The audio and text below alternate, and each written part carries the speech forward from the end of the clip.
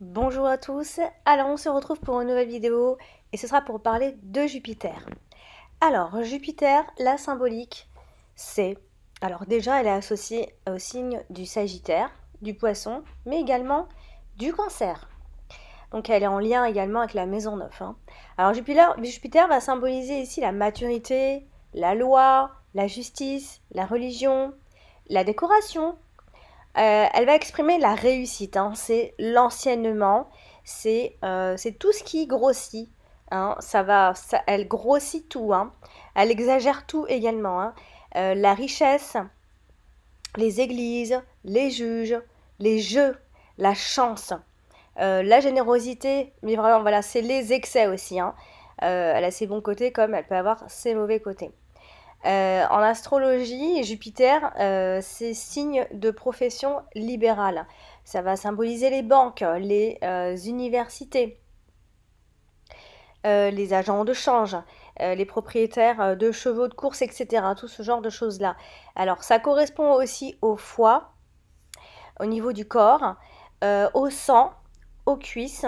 Et dans un thème astral, hein, on va consulter surtout Jupiter pour connaître votre chance en fait, hein, et aussi pour voir les enfants.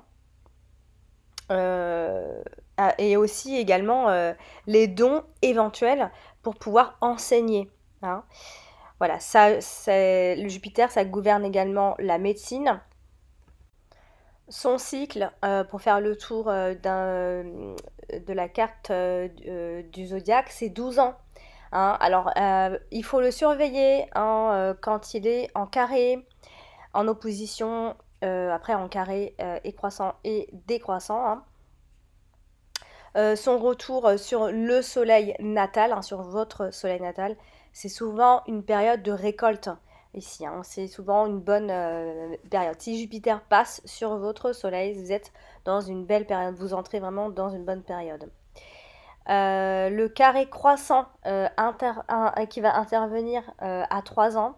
L'opposition, il intervient à tous les 6 ans. Et après, c'est un peu technique, mais le carré décroissant à 9 ans. Et puis la conjonction, c'est à 12 ans, hein. Par exemple, si dans votre thème astral, vous êtes marqué par un Jupiter, ça veut dire soit si vous êtes marqué par le Sagittaire, soit parce que vous êtes marqué par la maison 9, ou Jupiter a de très bons aspects avec telle planète, etc. Si elle est mise en valeur, si elle domine, en tout cas dans votre thème astral, eh ben, on va avoir les qualités d'excessivité, de générosité, d'optimisme, d'humour, de sympathie, hein. C'est surtout la sympathie qu'on retrouve dans ce signe-là et dans cette planète-là, de chaleur, de charme, d'élégance, de panache, de vitalité, d'ouverture d'esprit, de bienveillance. Voilà, c'est tout ce que représente Jupiter. Mais aussi un côté insouciant, si on peut lui donner un défaut, hein, c'est un peu le côté soit naïf, soit insouciant, et voire épicurien, hein, si on a aussi Jupiter qui est marqué, on peut aussi prendre beaucoup de poids, on peut être un peu fort, par exemple. On peut être très joueur et avoir une tendance très aventurière, hein. Donc voilà, c'est vraiment ce que représente Jupiter ici. Alors au niveau de l'âge du cycle de la vie de Jupiter, ça va représenter l'âge de la maturité et de l'expérience, d'environ de 55 ans à 70 ans. La pré-retraite, le début de la retraite, le repos. Donc on peut un peu imaginer comment se passera notre retraite. On peut profiter donc de ses acquis socio-professionnels, de sa carrière, ou alors de se consacrer aux loisirs, de ses centres d'intérêt. Voilà, donc c'est une planète assez grosse, hein. En fait, elle a un rôle important au niveau professionnel, mais aussi dans les finances, hein. Elle va illustrer ici l'énergie, le rayonnement social et sociétal d'une personne, en fait. La récompense, les finances saines et les perspectives importantes également. Elle a aussi une influence sur votre état d'esprit, sur la capacité à se régénérer, à s'entourer d'ondes positives. Donc par exemple, si vous avez Jupiter qui est assez conjoint à Saturne, ça va enlever en fait un peu les qualités de Jupiter. C'est-à-dire que Saturne il est un peu le contraire.